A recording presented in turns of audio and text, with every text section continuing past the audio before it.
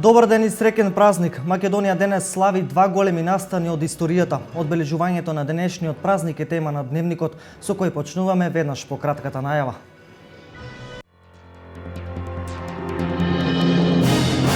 Македонија ги слави двата Илиндена, 112 години од Илинденското востание и 71 години од првото заседание на АСНОМ. Им се оддава почит на сите кои својата жртва ја вградија во македонската историја.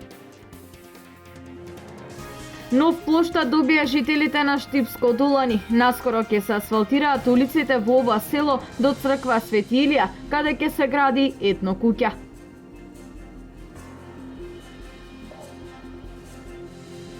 Компанијата Crownfield Foundry инвестира во Пробиштип. Неделава потпишана договорот со кој во оваа современа леарница на железо и алуминиум ќе се вработат околу 300 лица.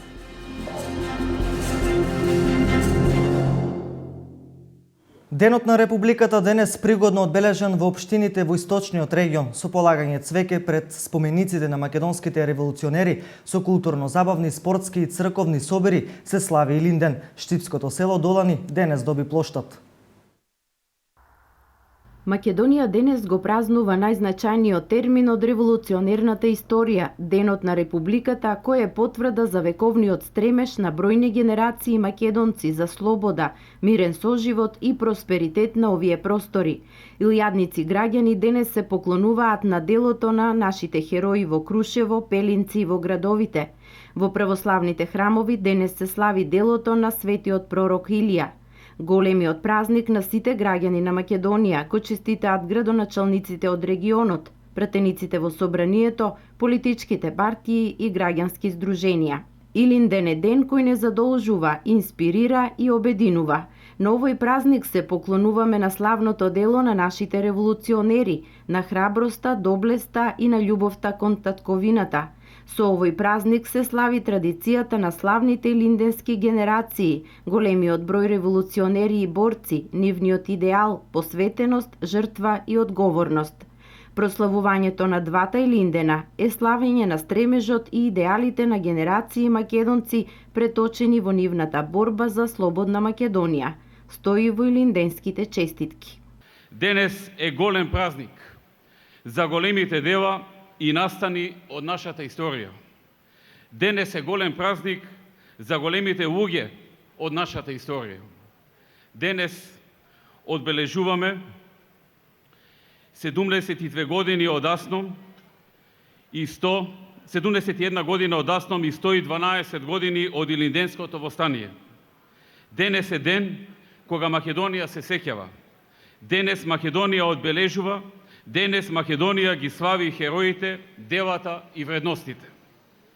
Илинденците од 1903-та и антифашистите, народно-ослободителните борци се нашиот паметник. Тие се темелот на нашата денешна држава и слобода. Многу им должиме на нив, на нивната лична жртва. Денешниот празник, денешните чествувања, сите одбележувања по повод Илинден, во Крушево, во Пелинце, тука во Скопје, во секое село и град во Македонија, во диаспората, секаде каде што има луѓе кои си ја сакаат оваа земја како татковина. Сите тие прослави јасно говорат дека ништо не е заборавено. И Ченто и Кузман, и Гоце Делчев и Даме Груев, и Апостолски и Брашнаров, Татарчев и Павел Шатев, Христо Узунов и Чакаларов и сите други знајни и незнајни јунаци може да бидат мирни во своите вечни почивалишта. Нивното дело и нивната жртва вредеше. Целите се остварија. Денот на двата Илиндени, 2 август, во Делчево се одбележа со полагање цвеќе и пригодна реч пред споменикот на Гоце Делчев.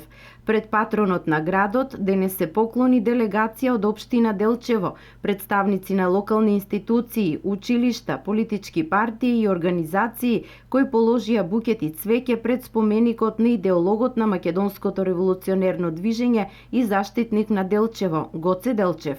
Букети цвеќе беа положени и пред споменикот на паднатите борци од Народно-ослободителната војна. Одбележувањето продолжи со богата културно-уметничка програма кај манастирскиот комплекс Свети Илија во село Звегор. Голем црковно-народен собир денес со богата културно-уметничка и спортска програма има и во Малешевското село Владимирово, каде се одржуваат и линденски средби. И линденски средби има и кај црквата Свети Илија во Виничко Градец. Денес се слави и во Кочанското село Јастребник во манастирската црква Свети Илија. Во Штип, традиционално, денес се посетува споменикот на првоборците од село Долани, кои се стрелани од окупаторот пред 71 година. Представници од општината, организации и издруженија од Штип денес се поклонија и пред спомен релјефот на Гоце Делчев во Новосело и споменикот на загинатите борци во село Драгоево. Работата и активностите на општина Штип не запираат и во празничните денови. По повод денешниот голем празник Илинден, денеска беше свечено пуштен во употреба плоштадот и обновувањето на чешмата во село Долани. Ова село е познато по жртвите кои загинале во Втората светска војна. По тој повод им се оддаде почит на загинатите борци. Значи месец дена пред капитулацијата тогаш на фашистичка Бугарија, нели? Убиени се четворица врвни наши револуционери од ова село. Мислам дека нивната жртва не била случајна. Градоначалникот на општина Штип Илчо Захариев вели дека овој плоштад е само дел од планираните активности за модернизација на ова село. Па горе кај манастирот Светилија, кај црквата Светилија ќе направиме значи еден дел кој ќе се вика етно село. Планираме да направиме етно куќа. И лично мислам дека факултетот за туризам може да ги донесува студенти и своји гости овде. За сега селото значи има електрична енергија, има улично осветлување, има водовод. Еве, мал плоштад направивме, има убава црква. Останува да се направат само улиците и со заеднички сили на општината и универзитетот да направиме да има што почести посетители. Жителите секако изразија задоволство што нивното место се урбанизира. Ваа работа што е направена моментално од толку години колку сум ја 30 години тука. Убава инвестиција, кал нема газење. Ако може да ни направат нешто и поарно, како што вика градоначалникот, пато ако го направат, ќе бидеме закон. Ние се пофалуваме на градоначалникот дека ни направи многу добро. Чешмата е направена за користење и за крави да си поеме и дека се дружиме тоа се дружиме тука, се збереме нели на вода и. Од млади до возрастни празнично се дружеа на ново отворениот плоштад. Инаку село Дулани е познато и по идеалните услови за развој на сточарство, полјоделство и пчеларство.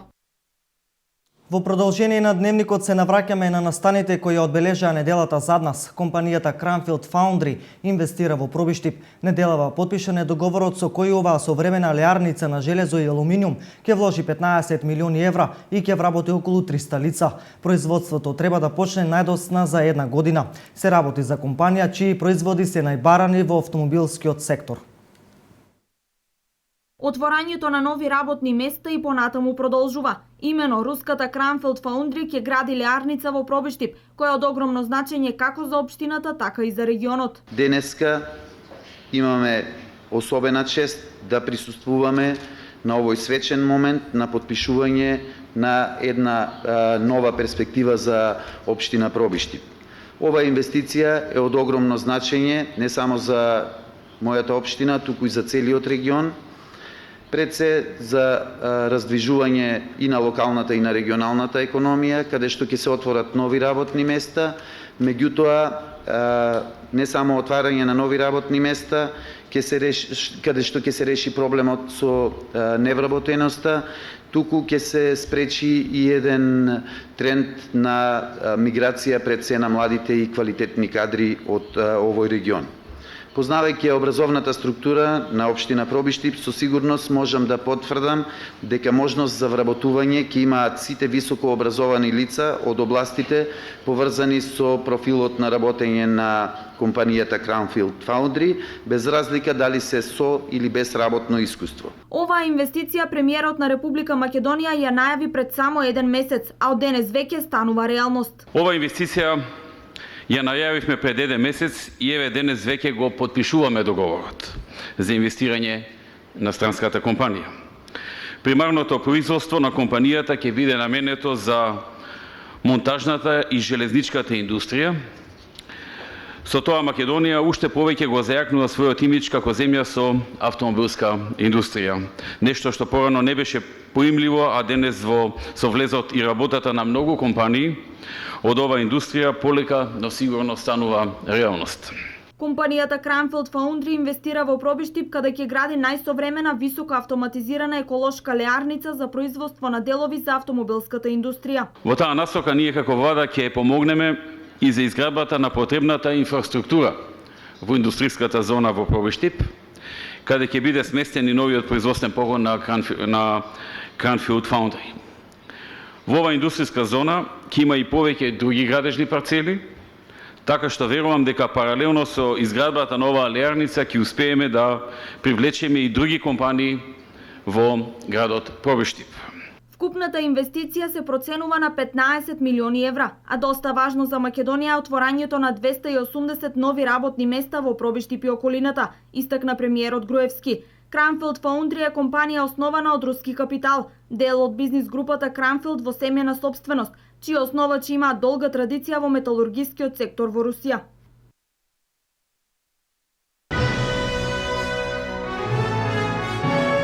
Леарница во Пробиштип ќе го загрози екоамбиентот во овој регион. Место за стребување за безбедноста на животната средина не треба да имаат ниту пробиштипјани, ниту жителите од околината, вели градоначалникот на Пробиштип и менеджерскиот тим на Cranfield Foundry. Уште по неофицијалната најава на инвестицијата на Cranfield Foundry дека ќе гради леарница во Пробиштип, се појавија многу шпекулации и мислења за истата. Најголем дел се однесуваа на влијанието врз животната средина, која би го имала изградбата на фабриката.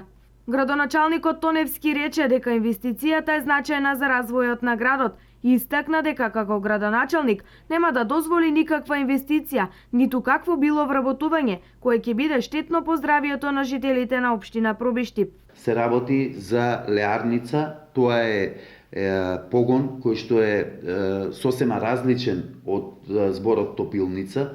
Во топилницата се преработуваат и се топат примарни материјали, односно се топат концентрати или сулфидни руди, кои што предизвикуваат многу штетно влијание од ослободувањето на сулфурот кој што го има во самите елементи. Денес реагира екологистите, загрижени за влијанието на овој индустријски капацитет врз животната средина. Но менаџерите на Cranfield Foundry тврдат работиме според светските стандарди и користиме најмодерна технологија. Не се работи за топилница, туку за леарница на железо, која ќе произведува со еколошки чиста технологија и нема да загадува. Ова беше пораката која испрати менеджментот на Cranfield Foundry, компанијата инвеститор во Пробиштип. Во леарницата ќе користиме еколошки чиста технологија, која е достапна во современиот свет. Вакви капацитети се градат низ Европа, во самите градови или во непосредна близина, но под еден услов да ги задоволуваат стандардите предвидени со европското законодавство, изјави Дариос Џуба, главен извршен директор на компанијата. Ваквиот вид леарница не постои во Македонија. Граѓаните не треба да бидат вознемерени, бидејќи ќе бидат запазени сите еколошки стандарди, вели Бил Павлески, министер за привлекување странски инвестиции. Инвестицијата на Cranfield Foundry во Пробиштип се проценува на 15 милиони евра. Во леарницата треба да се вработат над 280 луѓе. Неделава регионот го имаше најтоплиот ден во последните неколку децении. Високите температури и високиот УВ индекс наметнаа посебен режим на живење. Климатизерите се најбараниот производ во салоните за бела техника. Но овој период од годината голем дел од граѓаните се снабдуваат и со дрва за огрев. Деновиве се појави недостиг на угревно дрво во приватните складови, што резултираше со зголемување на цената. Од Македонски шуми велат дека ќе ги испорачат количините за кои имаат склучено договор со правните и физичките лица, и тоа по цени од минатата година. Огревното дрво ќе се продава поскапо од минатата година.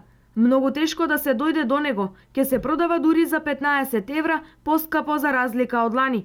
Освен зголемувањето на цената, проблем представува и недостигот на огревно дрво и во приватните складишта.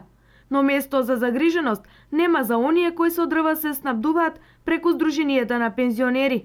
Имаме околу 750 пензионери запишано, тоа е купна бројка негде можда отприлike негде измеѓу 4,5 и 5.000 кубика, пошто не можам да ви кажам точен број, многу од нив веќе и почна да се откажуваат, нели, заради сите овие проблеми кои што се сега присутни, нели, се соочуваме со дистрибуцијата на дрва, тоа малку подолг период, меѓутоа тоа не е само во Сдруженијето во Штип, тоа е на ниво на држава, така да тоа е малку поприличен проблем и сега ние комуницираме постојано со дистрибутерите наши, они викаат барем сега за сега дека тоа што е договорено дека ќе го исполнат. Домаќинствата за грејната сезона се во паника, дека зимава ќе останат без огрев. Вела дека дрва нема, се поскапени. Па они се скапи и така сега уште ги качуваат. Тоа е многу стварно за нашиот стандард. Таа е голема цена. Ја мислам дека се и покачени. Покачени се. Не, покачени се, знам дека се покачени, ама за нашиот стандард стварно големи се цените. Па не е уредно да се покачува дрвата. И сега се теледарки. А у Скопје 4 викат пиле. Готово чекам преку пензионерска схема, кога ќе додат, не знам. Ја имам скоро още 2 рати, имам за плаќање и чекам, има дрвата ги нема. А сега слушам дека ќе се качат. Тежок живот ќе биде малку за дрва. Ама вела дека ќе нема доволно. И тоа што ќе нема, и ќе се качат и ќе не може секој земе. А што мислите, зашто ќе нема? Зашто и се изиче сегден. Палат шумите, се изгоре. Се живо изгорува. Јавното предпријатие Македонски шуми ги испорачува дрвата за огрев кон сите со кои има скучено договор од ноември минатата година. Овде пред се пензионерските здруженија, но и другите правни и физички лица кои навремено скучија договор. За нив важи цената според договорот. Буката со превоз чини 2500 денари за кубен метар, а давот 1600 денари, изјави за Канал Плюс финансискиот директор на јавното предпријатие Македонски шуми, Тони Јованов. Македонски шуми склучи договори со лицата во социјален ризик за снабдување со дрва за предстојната грејна сезона по повластени цени. Се предпоставува дека недостигот на дрва во моментот е поради ригорозните казни против кратците и актуелната забрана за движењето во шумите. Во средата пратениците на ВМРО ДПМН од Штип има работна средба со бизнис заедницата од регионот. Тема на состанокот беа измените на законите за прекршочна, парична и општа управна постапка, посебно во делот на намалување на казните за стопански субјекти. Во текот на минатата недела македонските пратеници ги изгласаа измените на неколку постоечки закони, како што се Законот за прекршоци, за парнична постапка и Законот за општа управна постапка. Бидејќи Законот за прекршоци предизвика најголемо одобрување од бизнис заедницата, измените во овој закон беа тема на синокешната средба на пратениците од Штип Никола Мицевски и Трајче Димков со сопствениците на мали и средни предпријатија. Најинтересен од сите овие закони е Законот за прекршоци, кој што поведува едно нивелирање на санкциите, намалувањето на самите санкции за едно минимум од 1 до 7 пати, значи намалување, што значи ќе имаме нивелирање на санкциите по одредени критериуми. Ова е една од предизборните ветувања на ВМРО ДПМН. Морам да појаснам за гледачите дека Истото беше потегнато уште минатата година, веднаш по завршување на изборите, меѓутоа поради тоа што се бараше двотретинско мнозинство, законот чекаше да се создадат услови за да собранието може двотретински да ги донесе овие закони, имајќи во предвид дека опозицијата веќе не е во парламентот. Синокешната средба беше одржана со цел да се слушне мислењето на сопствениците на мали и средни предпријатија. Идејата наша всушност е да го презентираме, да го кажеме, меѓутоа да ги слушнеме уште еднаш какви се очекувањето од овој закон и доколку има потреба да коригираме уште нешто, бидејќи на тој начин работиме. Вие знаете ние дека секојдневно се среќаваме со граѓаните и ќе се потрудиме и овој пат да ги слушнеме. Верувам дека ќе имат некои забелешки кои ќе пренесеме во централата со надеж дека ќе се подобрат овие услови за развој на стопанството во Штип и во Македонија. Со оглед на тоа дека има измени и во останатите закони, фирмите ќе работат послободно и без притисок. Знаете дека данъчното ослободување, пензиското ослободување, новите вработувања, значи начинот на вработување кај што се ослободуваат одредени целни групи и други сет на можности за формирање регистрација на фирми ги го леснуваат можноста на стопанствениците за подобар нивни развој. Изедначеноста на високите казни како за големите така и за малите фирми беше причина за стопанствениците на малите предпријатија да реагираат до владата, користејќи ги соодветните институции како Стопанската комора и Економскиот совет. Владата уште еднаш докажа дека има слух за посебно за малите и средни предпријатија, за малиот бизнис и практично ги има драстично намалено казните и до 90% има намалување на казните согласно големината на фирмата. Сега слушам од претенците дека фирми кои се до 9 вработени само максимум може да имат 5 до 10% висина на казната од досегашните пропишени, што да кажеме е големо олеснување за да има кондиција, да имаме повеќе запустување, поголем профит и да бидеме по-конкурентни на пазарот. Измените во законот за прекршоци значително ќе ја промени бизнис климата во државата, додаваат од приватниот сектор. Законот има позитивно влијание поготово за фирми како што е мојата, со помалку вработени, со помал приход, бидејќи казните беа незамисливо израмнети со фирми со 300 вработени, со фирми со 10 луѓе вработени. Една казна, да речеме, од 11.000 евра беше и за мојата фирма со 5 вработени и за фирма од 300 вработени. Притисокот стана беше голем со застрашувачки енормно високи казни, ние фактички работевме под притисок. Трите критериуми според кои ќе се нивелира санкционирањето на малите и средни предпријатија се вкупниот приход остварен во претходната фискална година, просечниот број на вработени на крајот на претходниот месец во однос на месецот во кој е сторен прекршокот и претходното поведение на сторителот. Во дневникот минути за инфраструктурните зафати во регионот, секојдневно се работи на обнова на патната мрежа на истокот, но и на реновирање на градските улици. Во општина Берово во тек се активности за подобрување на патната инфраструктура. Асфалтирани се неколку улици, а се подготвува терени за асфалтирање на нови улици. Берово обезбеди средства и за реализација на втората фаза од проектот за изградба на дом за стари лица. Подобрување на сообраќајната инфраструктура преку асфалтирање на улици е она што во моментот локалната самоуправа од Берово го прави во насока на општо добро на граѓаните. Во моментот работиме на подобрување на сообраќајната инфраструктура и така се градат неколку улици се асфалтираат. Тоа е улицата Страшо Пинџур, улицата Даме Груев, улица Ленинова, улицата Неретва. Работиме на улицата 11 октомври со изработка на тротоари за подобрување на безбедноста на пешаците по истата улица. Се работи локалниот пат Берово, Брадославица, Смојмирово, така да градежни активности имаме доста. Во претходниот период општината Берово ја заврши изградбата на градската капела, која по добивањето на техничкиот прием и потребната дозвола ќе биде ставена во функција за граѓаните на Берово. Она што исто така е добра вест за беровчани е тоа што општината обезбеди нови средства за реализација на втората фаза од изградбата на домот за стари лица во Берово. Ја завршивме капелата на градот и по добивањето на техничкиот прием и употребната дозвола ќе отпочне капелата да работи и сега очекуваме со вчерашното подпишување на договорот за повторна донација од хуманитарната фондација Холандија Македонија. Повторно обезбедивме 125.000 евра од страна на холанџаните и ќе се отпочне со изработка на втора фаза на старечки дом, значи ќе градиме уште еден објект со исто толков капацитет како и првиот. Инаку најголем дел од средствата кои што ги обезбеди општината за подобрување на патната инфраструктура се од буџетот на општина Берово. Средства кои што за една улица во зависност од незината должина изнесуваат од 6 до 7 милиони денари. Жештините тешко ги поднесуваат и луѓето и животните, а влијаат и врз родот на полињата. Земјоделците на пазарот во Кочани велат дека сушата е најголемиот проблем. Врнежите можат само да ги намалат штетите од овие високи температури.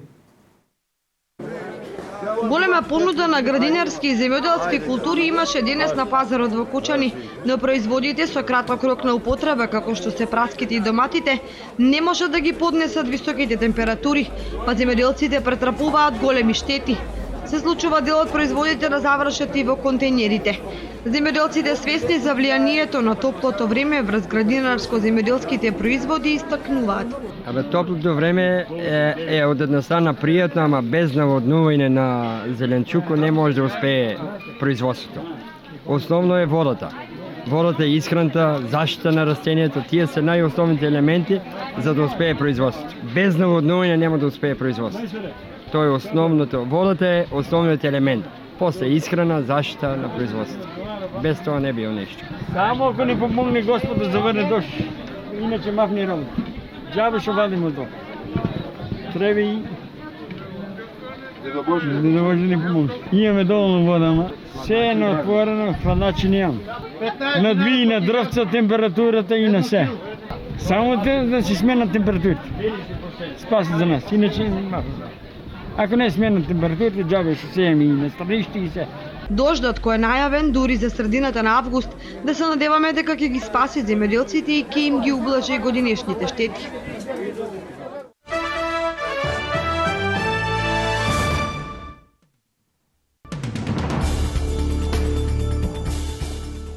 Полусестрата, макејата и шурата на поранешниот терорист број 1 и лидер на меѓународната терористичка мрежа Ал-Каеда Осама Бин Ладен се загинатите во несреќата на авионот кој се урна на аеродромот во близина на Лондон. Причината за несреќата засега е се уште непозната, но се исклучува атентат како можна опција.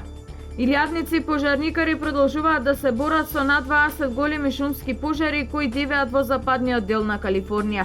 Жештината и сушата во државата силно ја отежнуваат задачата на пожарникарите. Според стручњаците, многу од пожарите се предизвикани од гром. Температура од 72 степени во Иран скоро да го собори рекордот на екстремни температури измерени до вчера. Властите наредиле прекин на работата бидејќи поради превисоката температура не постојат услови за одење на работа. 2 лица починале како резултат на топлината.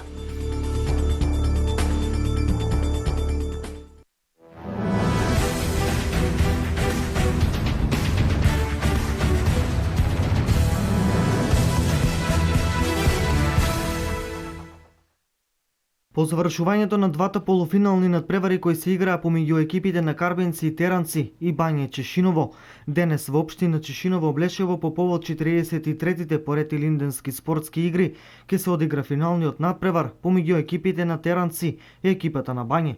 Финалниот надпревар е со почеток од 17 часот. Годинава за учество на најстариот фудбалски турнир во Македонија се пријавија 15 екипи, распоредени по 4 групи. Турнирот е од регионален карактер, на кој учество земаат фудбалски клубови од општината, како и од соседните општини. Како и секоја година, и оваа година покровител на игрите е општина Чешиново Блешево. Првата награда изнесува 60.000 денари и 30.000 денари за второпласираната екипа.